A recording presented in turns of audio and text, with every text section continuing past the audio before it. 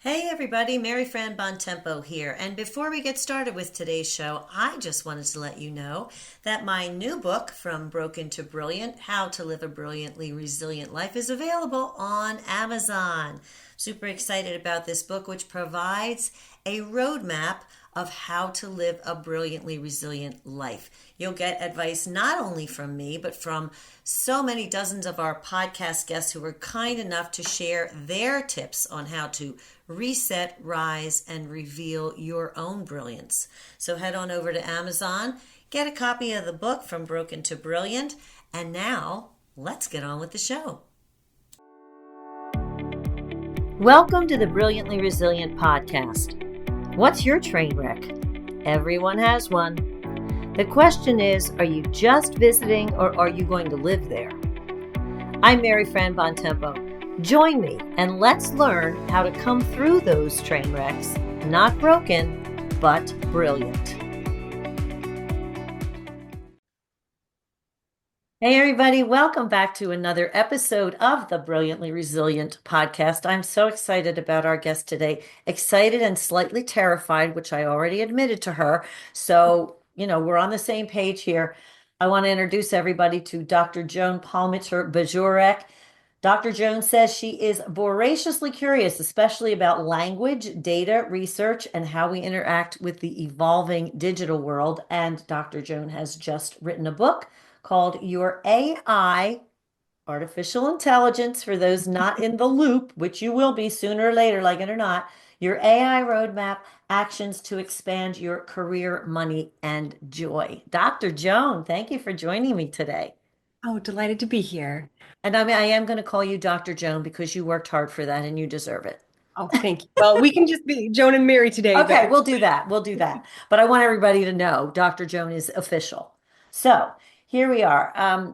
So as I said at the beginning of this, AI, meh, exciting and terrifying all at the same time. And really, whether we like it or not, is here to stay and is going to be a pervasive part of our world, which really changes pretty much the entire game. So I want to hear a little bit. I know that you've been interested in linguistics since you were a kid. So I want to hear a little bit about your journey up to this point and how and why you got so interested in the AI part of all of this.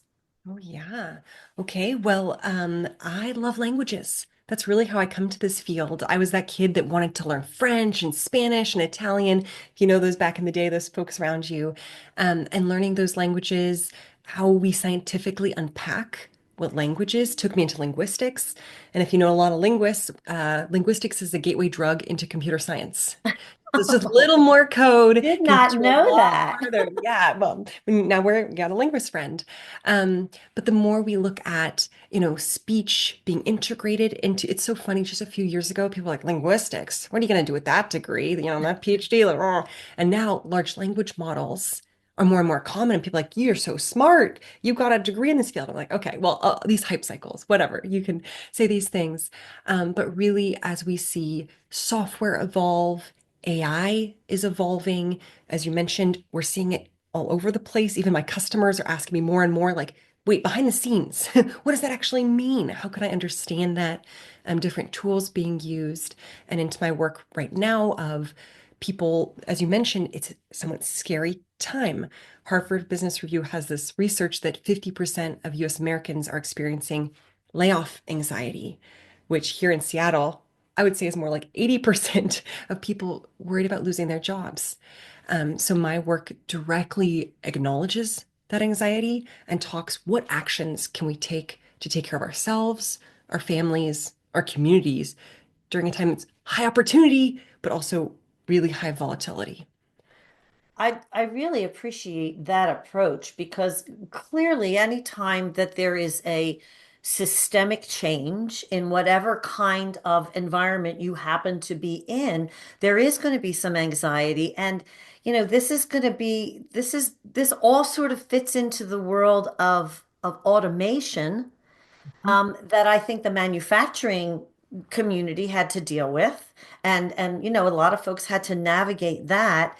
And this is kind of a similar thing, but where do we begin? Because The challenge, as I see it, and I think a lot of folks do, is the speed with which this stuff is happening. I mean, robotics and all that kind of stuff in the manufacturing world, that took a little while. Like we had a while to find our footing, I think, somehow or another with that. This almost feels like, boom, overnight, we're being sort of replaced in some ways. And I think a lot of people feel that. So, how do you address that? Yeah, well, I completely agree with you. And to call it a digital revolution, I don't think is an underestimation. Do you remember back in the previous, like the printing press, how Hmm. that shook the world? People were like, wait a minute, all this data information is democratized, right? Like all these different power dynamics shifted. And we're seeing that here today, that basically anyone with access to Wi-Fi and a computer has a huge power opportunity. So I think, oh gosh, I mean, I don't want to scare the listeners, you dear listener out there, but I think there's huge opportunities for, I look at, as you mentioned, automation efficiencies. What work do you dislike? And how can we make it better, faster, kind of declutter? I have amazing automations for organizing my email inbox, for example. Or we could talk about different tools that one could use, but I really think how can we use it to augment and enable?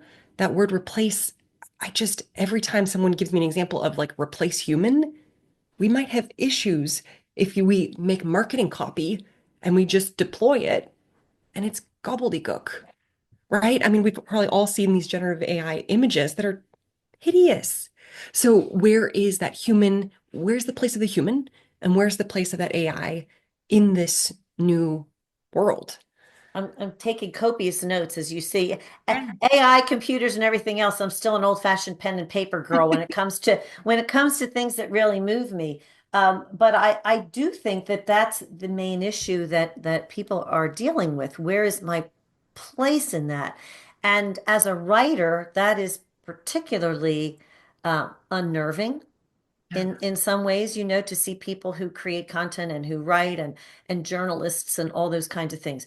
That being said, I have used AI myself, but more like a guideline, like a kind of a roadmap to setting things up, like the whole outlining thing, which I think writers kind of hate. It's one of those things directly speaking to what you just said, something that you don't like about the job. How can this be of service? Because at the end of it, I don't care how many filters you put into AI, you're still not going to get the human experience or result unless a human is involved. Is that accurate to say, do you think?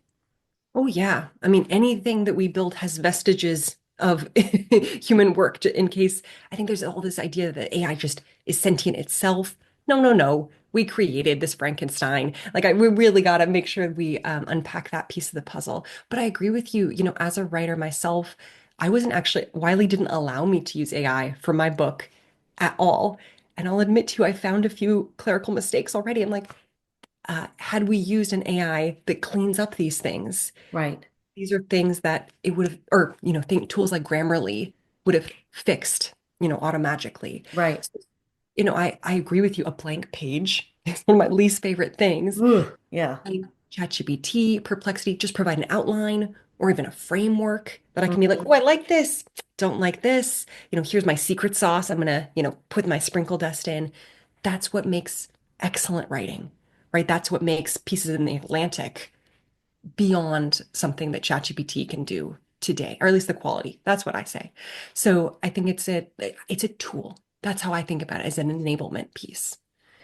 So, where do you see AI becoming a real part of a corporate structure or our economic world? Where do you see it fitting in? And then what kind of modifications are people going to have to start making to adapt to that? Which, again, that's something we're going to have to, like, we got to wrap our heads around this. This is not going away. You can't fight this.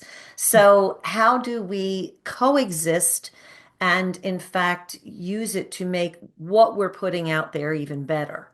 Yeah. Well, these are very, very big questions. Do you I want to know. maybe narrow it down to a vertical that your listeners might care about? Or because I think just making a pan recommendation might be too fluffy. Or is there a chance we can niche down a bit? Absolutely. Again, I'm coming at this as I usually try to do with my audience as someone with a tiny, tiny bit of knowledge. But again, given the fact that this is broken, that this is vast, we Yeah. need to break it down. We need to make this accessible in small, I always say, imperfect action steps. Mhm. So yes, by all means, break this down for us and tell us where we start. Okay, well let's talk about just a basic email, maybe. Right. I think almost anybody where you work or however you interact with the world, you're writing some emails. And I will say, I've read this research from Pew Research Center. 65% of Americans have heard about ChatGPT. Do you want to guess how many have actually tried it? I'm gonna go with maybe, yeah, maybe this is too low, like less than 10%. 14%. You're 14. Wow. 14%. And at family gatherings, I recommend you ask people around you because I asked my aunt recently. She's like, "Oh yeah, I've heard of that." I was like, "Have you tried it?" Well, I didn't really want to, and that's totally fine. I hear that, but it's one of the most accessible tools. Or Perplexity is also very accessible, but ChatGPT is like, AI 101 potential here, right? I think there's Right. a opportunity. So if you have, let's say you're writing an email, and maybe it's a sensitive email. Maybe you're giving constructive feedback to someone. Hey, you said this in this meeting. It wasn't appropriate, right? That you need to somehow. I'm making up this scenario on the fly. Sure. You let Absolutely. but I often, when there are sensitive emails that have emotions or need to be documented for professional things, emotions bubble up, and it's some of the hardest emails for me to write. So maybe I might ask ChatGPT, can you write me a sensitive email, describing that my coworker said this insensitive thing, not appropriate, can we have a meeting about this, or is there a reason we can unpack this? And it will give me example emails. Then you could potentially reprompt, asking again to make it so it'll populate out an example, if you haven't seen it yourself. And you could change the tone is something I love to do. Um, I'm a little bit more playful, so this email may be a little more serious in tone, but I could say, "Can you please make it more professional? Can you make it more playful? Could you add a question mark?" Right? So in this context, we have an output. We want that email, but I'm also guiding it back and forth to give me Hmm. a really, really great draft. So maybe emails are something you do very efficiently, and this is not a use case that is of interest to a listener, but I think the ability to have an idea, have it come out, like the outline we mentioned, the email we're mentioning, and have ability to change it pretty quickly on the fly, is, I think, a great just starting place. Hmm. I think you're like, whoa, AI can, I mean, just in seconds, pop you out a pretty decent email. So that's just one example of a productivity hack, a way to, break down the mind gremlins, I call them, I of love that. that potentially stop you from doing tasks you need to do. I will say, I talk to people in different industries and they say, "Joan, what are the tools for my field?" I'm like, ask ChatGPT. What are 5 cool tools to try? Because I honestly think this prototyping, ideating, testing is a skill set we'll need to do to evaluate whether these tools are valuable, if there is a return on investment, an ROI to using them. Because I think that's still an outstanding question. I really love what you just hit on there, that there is so much. I mean, there's literally all but infinite information available to us as we try to approach the world. And sometimes it is so difficult to know, where do I start? So just simply engaging with AI on a very basic level. How can I do X, Y, Z? What's the best place to start? I mean, asking those very simple questions. I think people are understandably put off and intimidated by the idea of artificial intelligence in the first place. But it really is an information pool that we all have access to that really can help us to find a starting place in a lot of areas by simply asking that question. Where do I begin to figure out whatever it is, an app that you want to try, a product that you want to explore and trying to figure out how it works with you? I think it. it really has the ability to become a tool, not only in business, but just in everyday life. Hey, Chat GPT, where do I ask, how do I deal with this? What is the first step in navigating this? So I think using it as a tool that we guide and kind of putting that mental picture in may be of help to people in overcoming the fear of dealing with this. Does that make sense? Oh, totally. And I think, I mean, literally, we're talking about putting yourself in the top 14% just by opening up and trying it. And it doesn't have to be a fix all or solve, but Right. from 0 to 1, 1 to 20, and kind of evolving your skill set, I think is a really healthy way to potentially start to future-proof your career and thinking about what tools. I mean, it always offers tools that I'm like, oh, I'd never heard of that one. Right. Here are a few I've thought of or tested out. Ooh, let's check out number 3, 4, and 5.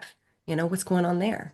And that's huge because it really is impossible to keep up with the innovations. As I said initially, these are exponential changes. This is not, you're not going to have a couple of years to figure this out. This is not gonna, it's just going to get more and more, I don't want to say complex, but it's going to evolve to a point where there is more and more available and just getting in on that ground floor and being, you know what, being willing to play with it a little bit.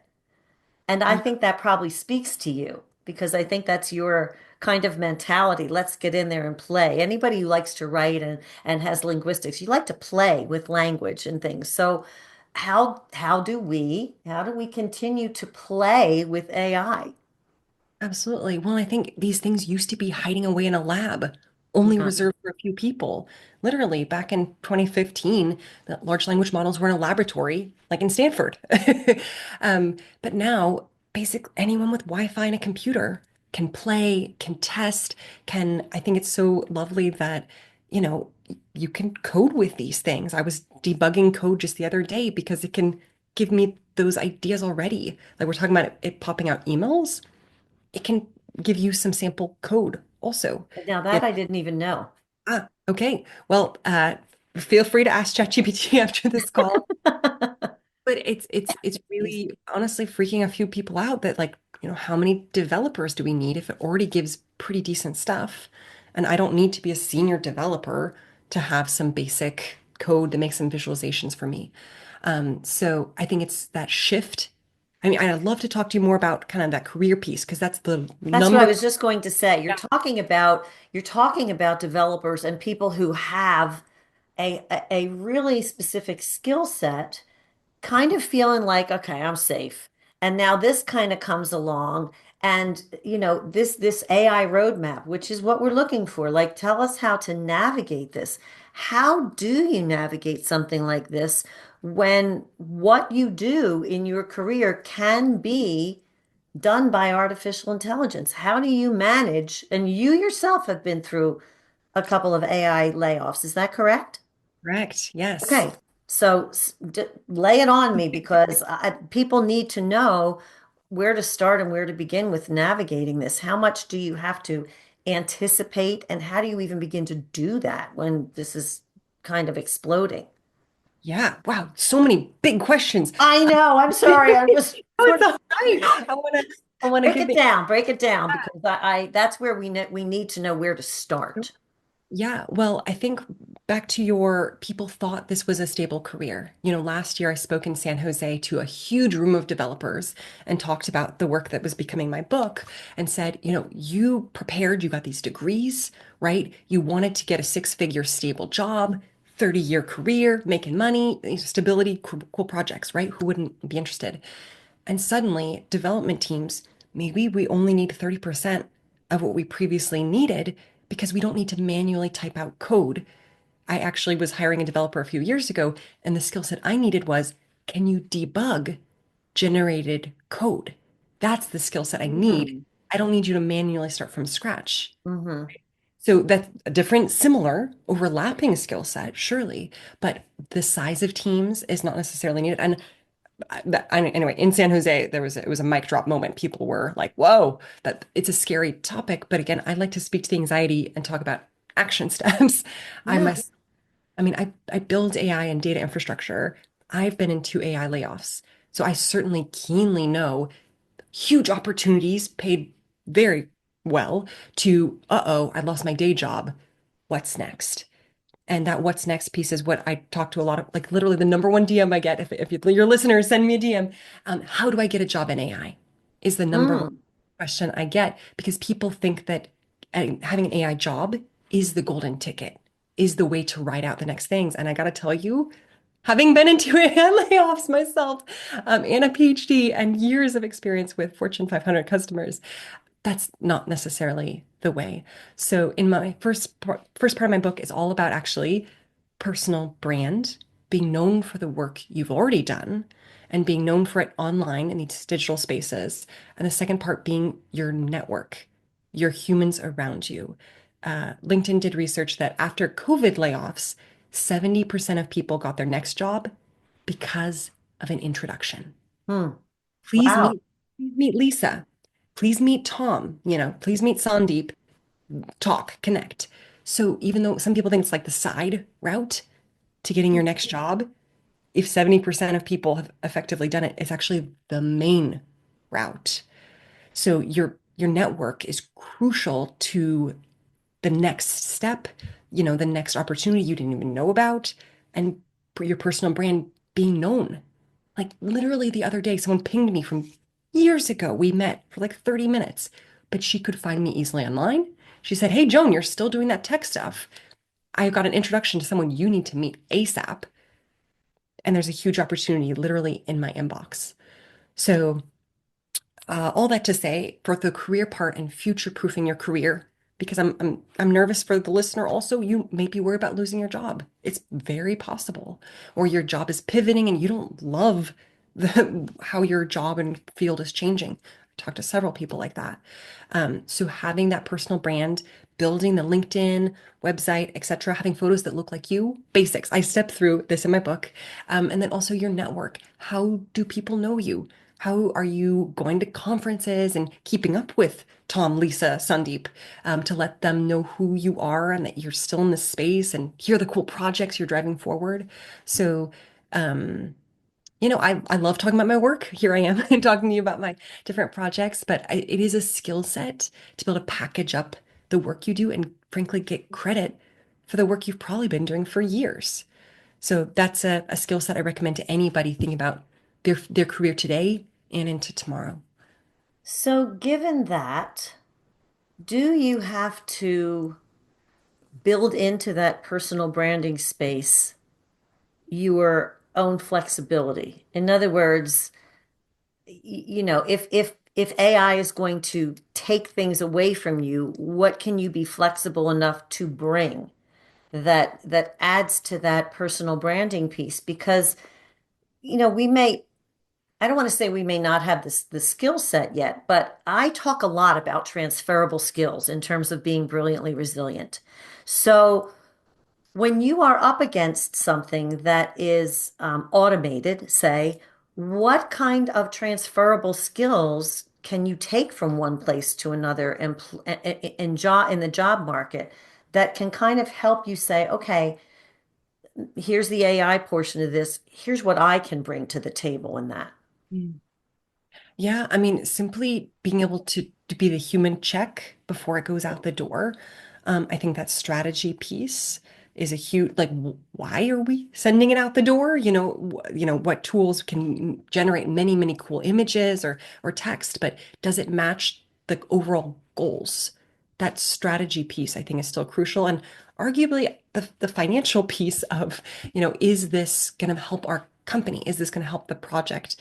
Just measuring the fiscals is still something at many companies I've been at that I'm like, anyway, some tracking of does this hit our goals is something I still feel like is sometimes missing. So um, those are just basic things, but I really the way I see it, and I don't mean to freak anybody out, is that people who aren't using these tools may be the ones first impacted by layoffs versus the ones that are working to augment upskill, etc. Does that make sense? Or like if you're It using the absolutely does. I think the point of one of the reasons that I wanted to have you on today was this, like I said, this isn't going anywhere. yeah. This is only going to become more pervasive and it's going to be refined and all of those things. So I think to your point, about the human part of this, people have to understand that AI is giving us what we are asking it for. Yep. So, to your point about making sure that it fits in with strategies of organizations and the goals of organizations, that's something that has to be created by the humans.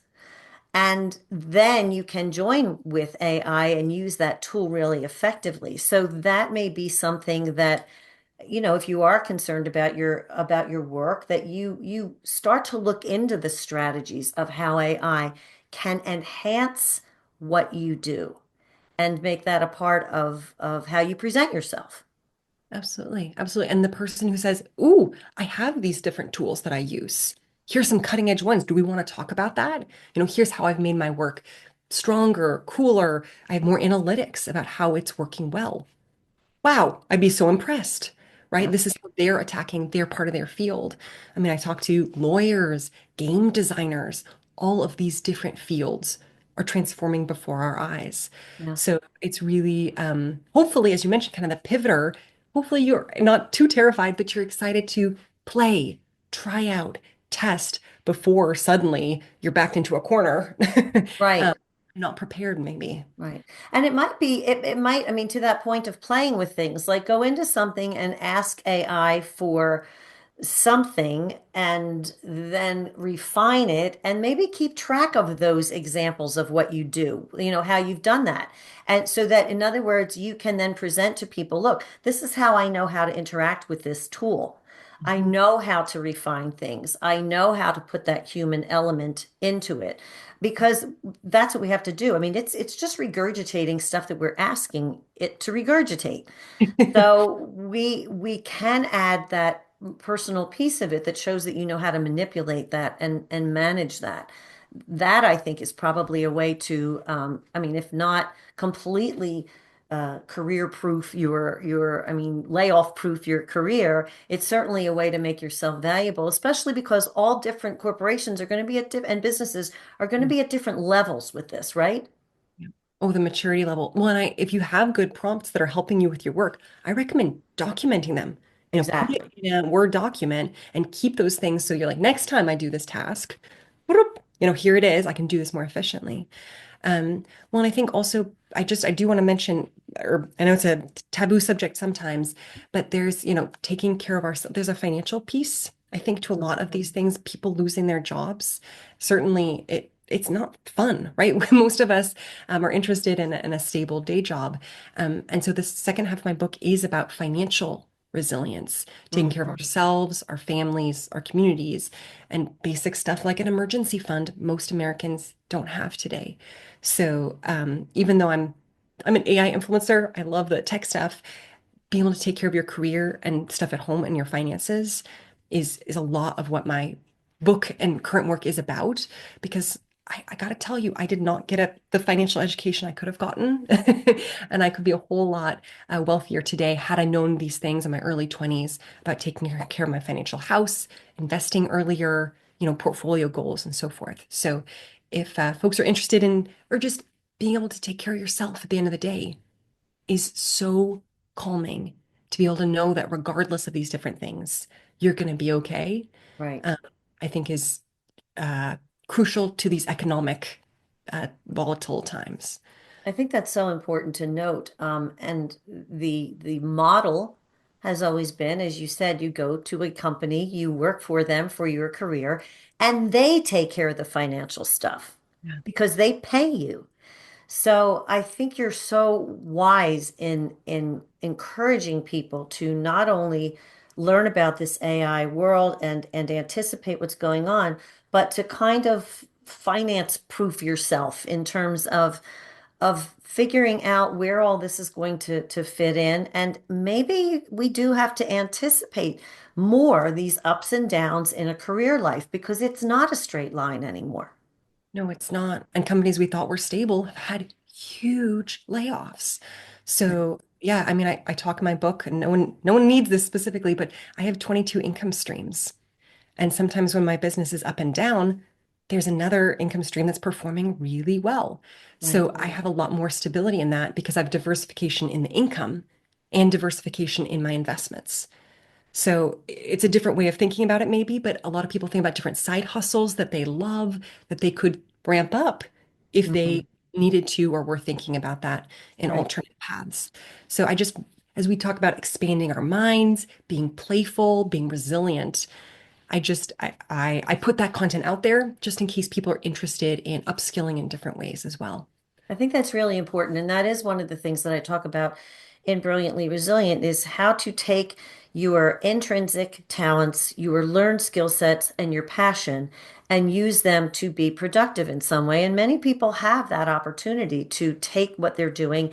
And if they're not, even if they are in a full-time, stable, air quotes here for those who can't see me, but even if they are in a supposedly stable career, it never hurts to, again, put out that personal brand, keep that personal um, vision or whatever of yourself and your work and everything out there and visible. And you know what? Take on some side projects, take on mentoring because you never know when that kind of thing is going to lead to something else. And again, work on those introductions and those things that really can build. A lot of people are going to find themselves in the same place. Who knows? You may be able to collaborate with someone and create something. So again, I get that it's a scary world, but I think we have no choice but to not only dip your toe in, but go up to the waist and figure out how this is going to play out. But I also want to talk to you about your Women in Voice project, which I think is also incredibly important to allow people to maybe have a place to build these skills. Mm.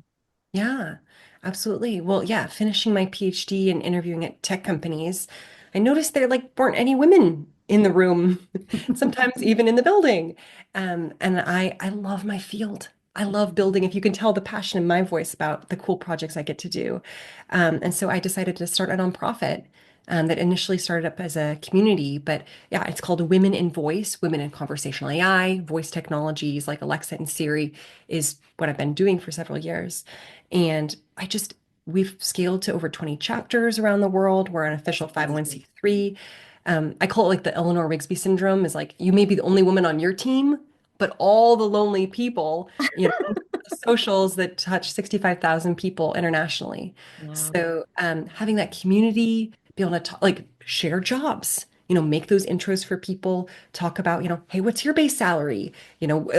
Honestly, the best career advice of my life has been, mentors that I meet at different events and conferences that, give you the 411. They really help you in different junctures about landing the next job, the next money, how you negotiate contracts and things. So that nonprofit community is dear to my heart. I'm the founder. I'm no longer in day-to-day operations. But yeah, I started it in 2018. So, all of these things that I am hearing just keep coming back to in my head. First of all, yes, this is going to be a time where you have to be resilient. But as I often say, resilience and your brilliance go hand in hand. So, I guess to sum up, a lot of the things that I'm hearing are, first of all, get involved. Second of all, reach out to people who may know more than you, and also reach out to people who know less than you so that you can do a little bit of that mentoring because you never know where that's going to lead. Be willing to expand your tribe to, anytime you have complementary skill sets, there's everybody gets elevated. So all ships rise when we create those kinds of things. I love the idea behind your book, which you say is part modern careers and part wealth building. I love that. We all need that. Joan, this has been a really wonderful conversation, and I so appreciate it. Is there something that you can sort of leave us with that can start people off to not fearing AI and figuring out how we can not only coexist, but use this to our advantage to build stronger careers, stronger communities, all of those kinds of things. And then I want to know where we can learn more about you.